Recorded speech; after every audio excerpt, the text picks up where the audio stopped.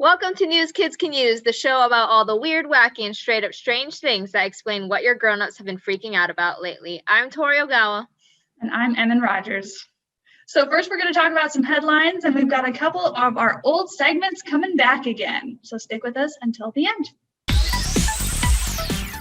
Our first headline today is the Battle of the Joshes. Hundreds and hundreds of Joshes, just keep it hundreds? It was hundreds. Gathered in Nebraska to fight for the right for their name. With pool noodles in hand, they went to battle, and a 4-year-old, dubbed Little Josh by all the other Joshes, was crowned the winner. And what started out as a joke on social media became a huge event, which doubled as a food drive and fundraiser for the Children's Hospital and Medical Center Foundation. For the past several years at the border, there has been a policy of separating families due to a zero tolerance policy put in place by the last presidential administration. Unfortunately, that has meant that sometimes kids get separated from their families, actually quite often. And recently, the Biden administration has promised to start putting those families back together.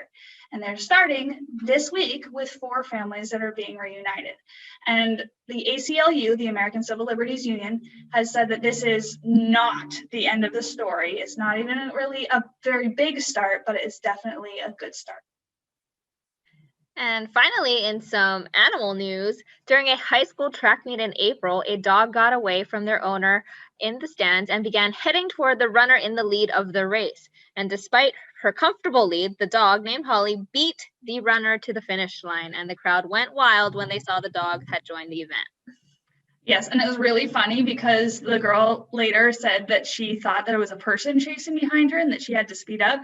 And then she realized it was too small and moving way too fast. And it was this tiny dog that had caught up with her super duper fast right at the end of the race.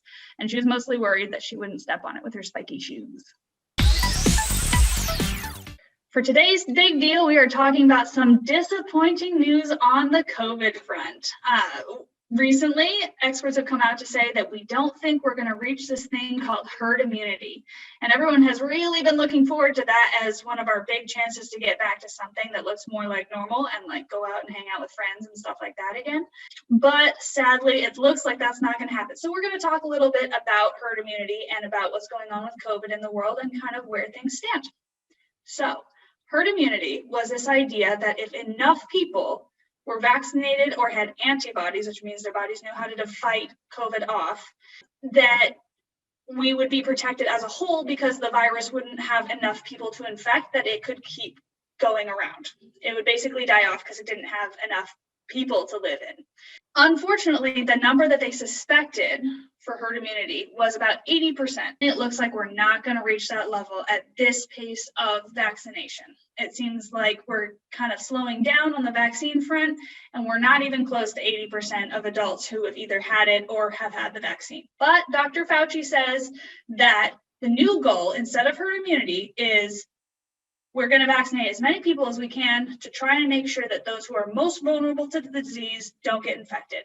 No matter what happens, if the more people you vaccinate, the less people can possibly get infected. So that kind of brings us to the situation in the rest of the world, especially in places that have really big populations like India. Now, India has been all over the news recently because they've had a second wave of COVID and they thought they had it under control and started doing large outdoor gatherings and people weren't wearing masks and they weren't urging people to get vaccinated. And so the second wave hit and now they are running out of doctors to help. They're running out of hospital beds for patients and oxygen for the sick who really need it because COVID affects the lungs.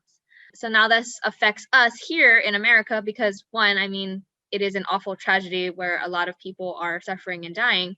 And two, variants, as they spread, it gives more opportunity to create other mutations and other variants. And any variant is kind of worrisome because that means people who have the vaccine or already had COVID can get infected again because the vaccines don't necessarily cover this new mutation or change in the virus. And that stops us from reaching global immunity and herd immunity. So the only way we can really fight it is by increasing vaccinations and trying to just make sure people don't get sick.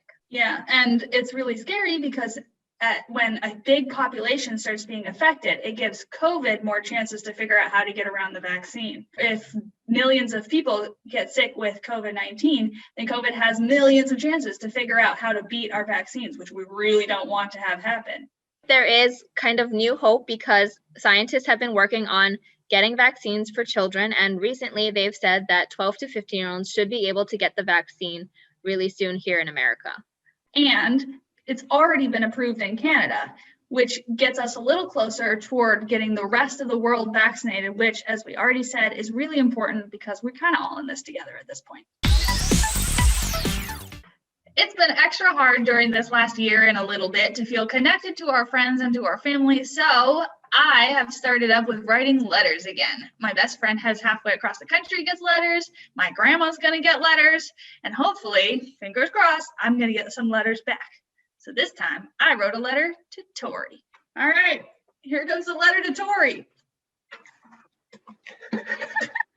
I love getting letters. And so if you guys want to write letters to us, we want to hear from you and what you think about our show, or if there's some kind of news topic that you want to hear about, please send us a letter to 1301 Sylvan Way, Bremerton, Washington, 98310.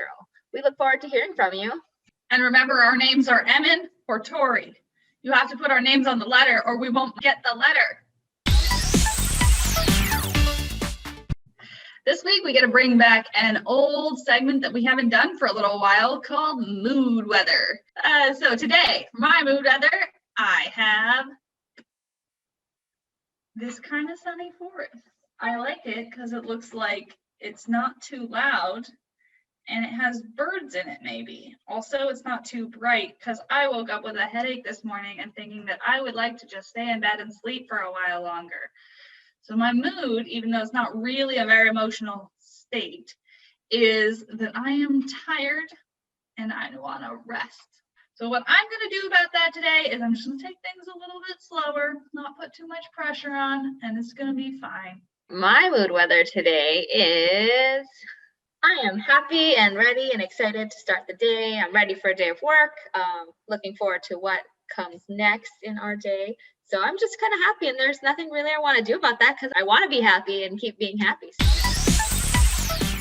So our last segment for today, one we haven't done in a very long time, is trivia. Woo! So since we talked about some really fast dogs running on tracks earlier today, we want to ask the question, how fast can greyhounds run? They are one of the fastest dogs out there. So we want to know how fast is the fastest speed that they can run at. Write a letter to us and tell us what you think. Thanks for watching News Kids Can Use, a show about all the weird, wacky, and straight up strange things that have made making your grown-ups freak out about the news lately. We hope that you enjoyed the show. We'll be back in 2 weeks. I'm Tori Ogawa. I'm Emin Rogers, and if your name is Josh, let us know if you took part in the Josh competition and if you are the ultimate Josh.